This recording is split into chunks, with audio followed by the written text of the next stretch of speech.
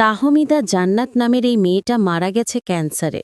তার ফেসবুক আপডেটগুলো একজন শেয়ার করেছে। বাস্তবতা কি জিনিস? ৭/৩/২০১৩। আজ আমার ক্যান্সার জীবনের ৭ম দিন। খবরটা বাবা মা আমাকে দেয়ার সাহস করে নাই। সারিন আমাকে জানায় আমার লিউকেমিয়া। কিভাবে নেব ব্যাপারটা বুঝতে পারছিলাম না। আমি তো ক্যান্সারকে চাই নাই। তাহলে সে কেন আসলো আমার কাছে? আমি তো অন্য কাউকে চেয়েছিলাম। যাহা পাই তাহা চাই না। ১৩/৭/২০১৩। শেষ পর্যন্ত স্কুলে যাওয়াও বন্ধ হলো আমার। ব্লিডিং বেড়ে যাচ্ছে। কি অদ্ভুত! একসময় জ্বরের ভান করে পড়ে থাকতাম, আর এখন স্কুলে যাওয়ার জন্য সুস্থ থাকার অভিনয় করতে হয়। Poetic justice. ক্যান্সার মনে হয় একটা মানুষের অতীতের সব খোঁজ খবর নিয়ে আসে। এই যে একসময় বৃষ্টি ভালো লাগতো না, কিন্তু এখন যেন বৃষ্টিকেই আপন মনে হয়। রোদ অসহ্য লাগে। রোদ আমাকে আমার অক্ষমতার কথা মনে করিয়ে দেয়। ২২/৯/২০১৩। আজ আমার বন্ধুরা আমাকে দেখতে এসেছিল। ঐশী, মৌমিতা, সানি, রিয়ন। অনেকদিন পর একটা ভালো সময় কাটালাম, কিন্তু কোথায় যেন সুরটা কেটে গেছে। আমি জানি ওরা আমায় প্রচণ্ড ভালোবাসে। সানি আমার চোখের দিকে তাকাচ্ছিল না, লজ্জায় বোঝায়। সম্পর্কটা শেষ হয়েছে প্রায় ৩ মাস। আমার ক্যান্সারের কথা শুনে সানি আস্তে আস্তে দূরে সরে যায়। ১৬/১/২০১৪। অনেকদিন লিখিনি, অনেক দেরি হয়ে গেছে। রোগটা আমাকে গ্রাস করে ফেলছে। ইদানিং সানিকে খুব মনে পড়ে। ওকে ফোন দেই, ধরে না। ক্যান্সার তো ছোঁয়াছে না, তবে কেন এত অবহেলা? আজকাল রিসানের সাথে কথা বলে সময় কাটে আমার। ছেলেটার সাথে আমার ফোনে পরিচয়। কোনো শর্ত ছাড়াই ভালোবাসে আমায়। কিন্তু আমার কিছু করার নেই।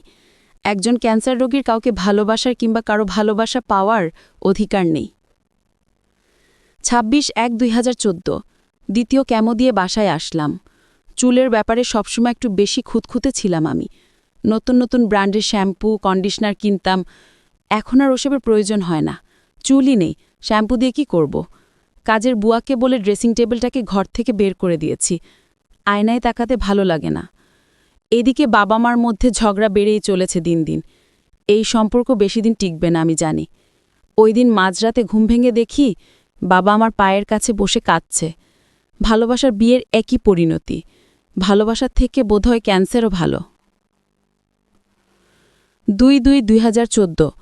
২৬ ঘন্টা পর আমার জ্ঞান ফিরল। রিসানের সাথে ঝগড়া করলাম অনেকক্ষণ। ওর সাথে ঝগড়া করতে আমার ভালো লাগে। ঝগড়া করা কেউ থাকা লাগে জীবনে, না হলে বেঁচে থাকাটাই বৃথা।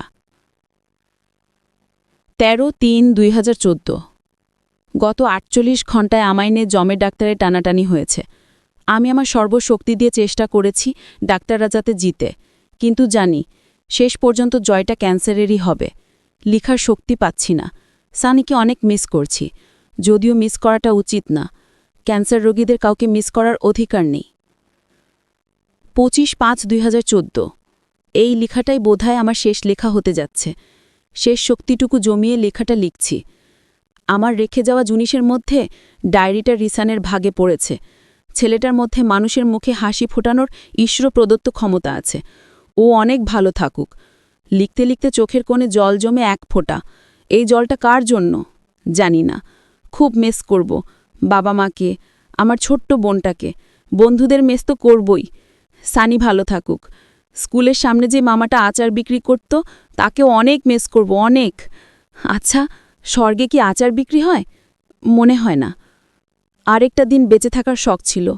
আফসোস, যাহা চাই তাহা পাই না। অবশেষে মে মাসের ২৭ তারিখে তার যুদ্ধটা শেষ হয়।